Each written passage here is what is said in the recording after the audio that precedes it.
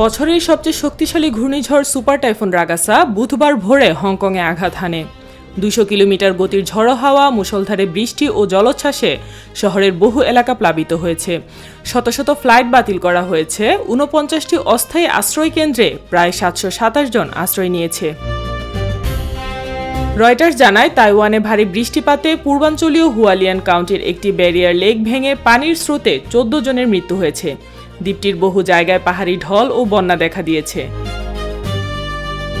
হুয়ালিয়ানের উপকূলেই আশ্রয় পড়া রাগাসার তাণ্ডবে ক্ষতিও হয়েছে এ জেলাতেই বেশি। বিষয়টি নিশ্চিত করেছেন তাইওয়ানের পূর্বাঞ্চলীয় জেলা হুয়ালিয়ানের প্রশাসনিক কর্মকর্তা লি কুয়ানতিন। হংকংয়ের সমুদ্রপাড়, আবাসিক এলাকা, এমনকি বিলাসবহুল হোটেলেও পানিতে ডুবে গেছে। বিশাল ঢেউ ভেঙে পড়ছে সমুদ্রপাড়ের রাস্তায়।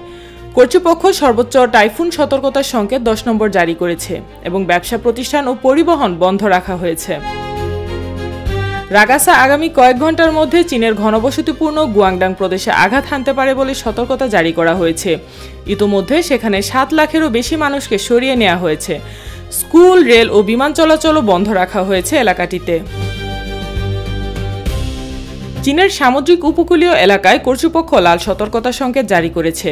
উপকূলীয় এলাকায় 2.8 মিটার উচ্চতার ঢেউয়ের আশঙ্কা করা হচ্ছে। ক্ষয়ক্ষতির মাত্রাও বাড়তে পারে বলে আশঙ্কা করছে কর্তৃপক্ষ।